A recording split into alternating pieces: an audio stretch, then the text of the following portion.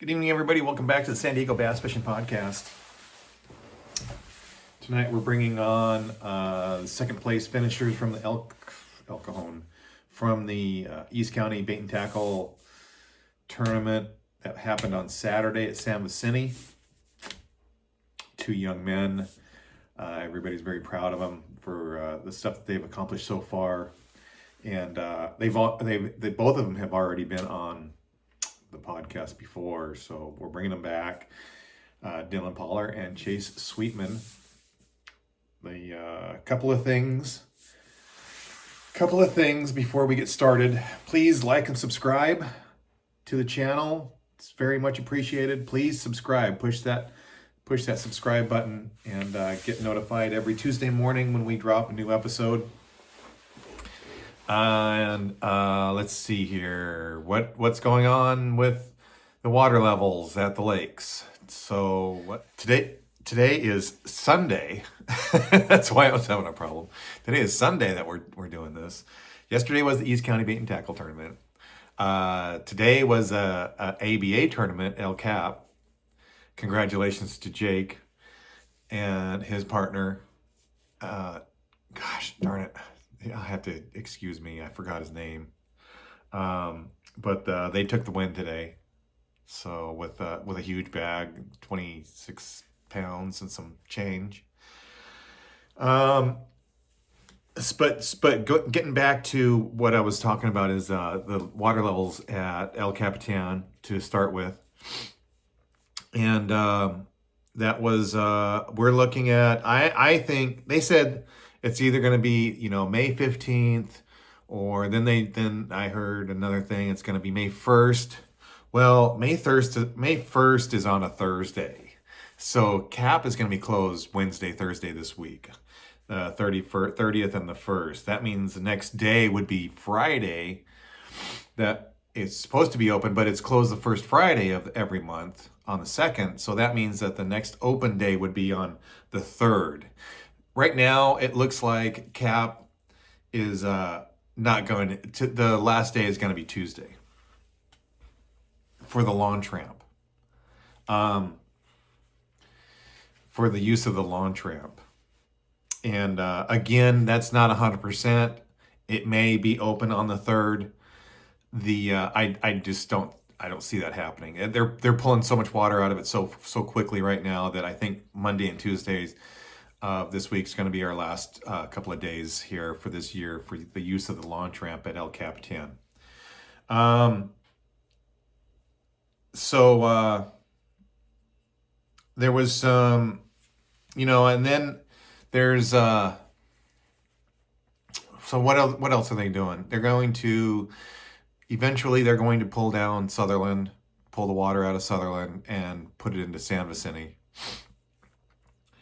On a brighter note, what I'm seeing right now is that Lower Otay, Barrett, those two lakes, they have a lot of water in them. So they are pulling water out of Lower Otay. The water level is coming down. I'll bet slower than these other lakes up here, but they are pulling some water out of Lower Otay. But they have Barrett to rely on. So Barrett has a lot of water in it. So those two lakes are in pretty darn good shape. I don't think we're going to lose the launch ramp at Lower Otay anytime soon. We'll have San Vicente to go to. We will lose El Capitan. We will lose Sutherland. So that being said, on a brighter note, it was announced today, and I'll let John Strelick, he made an announcement today at the ABA tournament that I recorded, and we'll look at that. But just real quick, El Cajon Ford has announced that they're bringing back the 2-day. ABA is going to run this tournament. It's going to take place on a Monday and Tuesday in August 25th and 26th. One at Lower Otay and San Vicente. 2-day tournament. I believe it's $500 to enter. $600 to enter. $500 or $600 to enter. Guaranteed first place $10,000. So get your money in quick. Once they make this announcement, sign up quick, because I don't know if they're going to limit the field, but it probably will sell out, being that we have a $10,000 first place guaranteed from El Cajon Ford. So that was announced today. Actually, it was announced yesterday. It's going to be the Paul Leader Jim Slight Memorial 2-day. And everybody's really, really excited about that. It's really great news. But that's going to happen in August. And I'm going to have to send this invite out. Thanks for tuning in, everybody. We had a good turnout of 34 boats at the East County Bait and Tackle Tournament at San Vicente. We got rained on, but you're going to hear all about this when we get Chase and Dylan on here. So thanks for tuning in. Yeah, it's set up nice. So how you doing, Dylan? Pretty good. I had a nice rest day after slept really nice last night. That was great. I was so beat up. I don't know why. But I came home and I think I went to bed before the sun went down. Seriously, I was tired at 7 o'clock, and I got home at 5 o'clock. We were chatting with Sean in the parking lot. We're the only ones in the parking lot besides one trailer. It was so funny, but yeah, didn't need to get home early or anything. It's all good. Yeah. Right. That was probably the first tournament where I didn't even think about going out after. It was rough, those conditions, man, after really 12. Yeah. It got windy. Yeah, I looked, it was 20 miles an hour. I looked, and then rain, and I've done a lot of fishing in the snow for trout and whatever up in Idaho and this and that. And I'll take the snow every day over rain. Really? Rain's terrible. I hate it. So you get wet. It's just miserable, We weren't fishing in the rain. We were on my Snow's good. Snow's good. Snow's no big deal. Yeah. We were on 3.5 foot aluminum too, so we got worked with the wind too. Oh yeah. That's right. Yeah. That's right. Okay, so anyway, welcome back, both of you, to San Diego Bass Fishing Podcast. Thank you for coming on. Thank you for having me. So we're gonna congratulations on this weekend. You guys finished second place in the East County Bait and Tackle Tournament. Yeah, that was awesome. At San Vicente. Yeah. That was fished. That was cool. So tell me a little about it. Tell me about practice, and because I saw you guys out there practicing. Did you feel that you were on the winning fish, or good fish in practice, or not? Well, we had a couple patterns that we got in practice, and I'm gonna be honest, our pattern was just scoping with a minnow, and as a lot of people saw on the tournament day, that completely just died, and you couldn't catch a fish over 2 on the minnow. It was crazy how that happened with the weather. Isn't that weird? We kind of felt that. We could probably go catch 13 pounds pretty confidently, maybe 13.5 to 14, but gonna have to get a little lucky. That's part of fishing, Yeah. So you felt you could catch 13 on the minnow? Beforehand? On there, yeah. If we really got on them, because we were catching a few 3-pounders on the minnow. If we get 5 of those, we would have been fine, but we couldn't. That's how I felt in practice. Yeah. It was crazy. They just wouldn't even look at a minnow on the tournament day. Right. It was weird. Yeah. Yes. And what else I saw, the day that I saw you guys the day before, was the first day that I saw it'd land, and when it landed, like a fish that at 10 feet down would take off. Took off. In the opposite direction. I was like, whoa. In practice, we had some that ain't good. Yep, they'd be 10 to 20 feet down on Friday or whenever, and it's it lands and they're just whoa, straight up to it. We were on really light heads. I think it was, what are they, 330 seconds? Yep, 330 second, 2.7 gram. Yeah, they're really light ones. But yeah, anyway, we got to Kimball, and we had a spot that we found in practice that we felt was pretty loaded. Yeah, we couldn't get on it, so we just decided to go down the bank. Dylan was scoping, and I was just in the back with the thinny. And I think it was about my 5th or 6th cast. I stuck a 5-pounder. In practice? No. On the tournament. In the tournament? Yeah. Nice. That was awesome. I mean, I hooked it, and I was like, whoa, this one's finally not small, because a million thinny fish are under 2 pounds. Yeah. And then I was like, this might be a bigger one. And then we were looking at it, and then it didn't kill me too hard, but once we got it in the net, we're like, oh my gosh, that's way bigger than we thought, and it was just crazy. Yeah. Was that the And that big was fish of the day? Yeah, that was our big fish. Yeah. that was one healthy fish. Might I Yeah, add. I mean, geez. yeah, bass. Yeah. So how'd the rest of your day go? It must have clued you in on shallow fish. Yeah. So I think we just kept going down the bank and frogging while I was frogging, and Dylan was throwing the minnow still, filling out our limit. And I caught a couple almost 2-pounders on the frog, which stayed with us the whole tournament, unfortunately. Yeah. And then we went into Verona, and I stuck a 4-pounder on the frog, and it was I think it was in a bush for a second, and then Dylan, I was skiing in, and Dylan scooped it with the net. It was a pretty crazy net job. It was crazy too, because we have this thing where whenever we fish a tournament and we get a kicker, it's every time it's the person in the back of the boat. Both his fish, Hartwell, Otai, all of our fish, and he's skiing it in and it's doing the waddle on the surface. And Uh-huh. I'm at the nose of the boat. I'm like, oh my gosh. I'm just like, I don't want it to shake. You know, when they eventually get it out of them. I just threw it in the net and I didn't know if I had the fish. And I was like, oh my God, we're just freaking out because it's the mere fact that, okay, you catch a 5-pounder, great, but you still got to back it up. And then he catches a 4 and it's like, okay. Yeah. We just got put in the money right there. Yeah. You're just like, we got a chance. Like, Yeah, wait. yeah, we got a But chance. it got, I guess the word to describe it is it got scary after that, because that was probably our last, I guess, cold. Yeah, it was our last cold at probably 9:30. Oh, wow. Until about 1:50. Yeah. No, Yeah. 250. Oh no, are you talking the bit? Yeah, so Yeah. we had like a 1.6 in there that we were like, we need to get rid of this fish.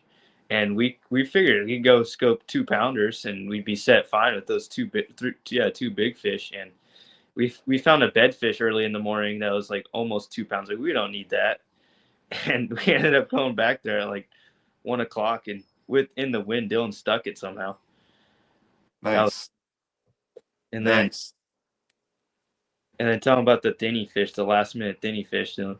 Oh yeah. So yeah, we bounced around and 1:30 or so I caught that bedfish and we had, I think it was 14.7, and I'm like, we were just hitting some spots, just main lake. We didn't know what to do anymore. We grinded with the drop shot. So we bounced around to 2 spots, and then it's probably 135-ish, 130, or sorry, 230.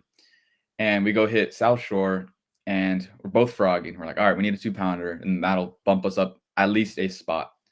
And I'm like, you know what? I'm gonna pick up the thinny, and it's probably about 240. And I reel into one. I'm probably my 3rd or 4th cast, and it jumps, and we know it's 2 pounds. And this was like, in that moment, I felt like this was the most important fish of the tournament, because I mean, it wasn't, but it was the most clutch fish, and it bumped us up in the end.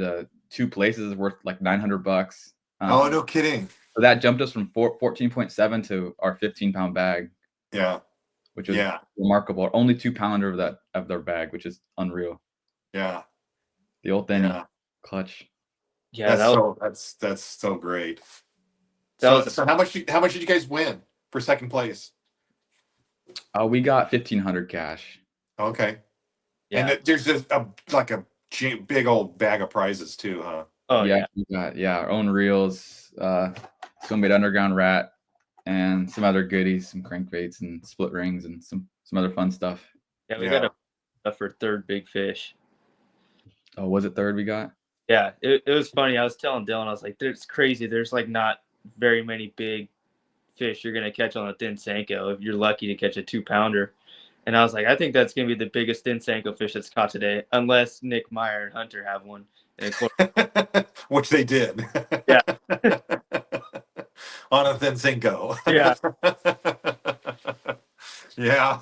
Nick has, he's in the same club as I am, and he has a tendency to do those things. Yeah, always. They always thinny. Yeah. Yeah. He's fun to fish against. He's good. He is good. Yeah. Yeah, it was definitely a weird day for us, because I mean, that 2-pounder is the first fish in the 2 to 3 pound class that we caught until the last 10, 20 minutes of the tournament, which is just unbelievable for San V. Right. Yeah. So I saw you you had a TK tied on the day before in practice. Did you throw that at all during the tournament day? Yeah, so we were back in Verona, and Yeah. I know that there's a lot of fish in the trees, and they wouldn't come out, and I just tossed it in there for fun. Dylan was trying to scope, and I had about a 4 or 5 pounder that was maybe 6 inches away from the bait, just about to smash it. And Yeah. and I was like, wow, I reeled it in. I was like, hopefully he bites tomorrow. So we threw that. I didn't get any followers, but yeah, Right. Yeah. Yeah. Right on. It was funny. I didn't. I just totally whiffed on the whole frog thing, or even shallow fish. I ignored it. And then Tony comes in and crushes a freaking almost 7 pounder on the frog at the last minute. That's unreal. yeah, I I can't. know it. I know it. Tony. Yeah. Yeah, the frog bite was definitely there, but it's not insane right now. Our Right. our pattern was on like biggest boulders you could find on the edges of those, Yeah. up, and then with some sticks. And I only got 3 bites on the frog, and I stuck all 3 of them. I think Dylan missed a couple. That's amazing. That's surprising right Yeah, there. It Yeah. seemed like the shallow bite on the tournament day was way off from the Friday, because I remember on Friday I think I made a total of 10 casts with a thinny and landed 5 fish. No joke on Friday. Yeah. And I was like, Yeah. okay, well I'm done. Then I know they're gonna eat this. We go Right. Friday, and I probably made. I mean, I don't know. I fished in Verona, Kimball with the thinny, and caught like a Yeah. handful of fish. And it's like, Yeah. Oh how yeah. Yeah. weird. It dropped. The bite just dropped way off. It was real. I've never seen that. Everybody was complaining about it. And you would think the storm would, kick it up a notch, but a complete opposite. Normally, San Vicente just bites in the rain. Absolutely, yeah. Normally, yeah. even in practice, we were like trying not to catch too many fish. If we caught a fish over 2 out of a spot, we would just leave. And I think we caught like 6, 7 fish on the in between 2 to 3 pounds in practice, and we Yeah. only one of them the whole turn. It was frustrating. Yeah.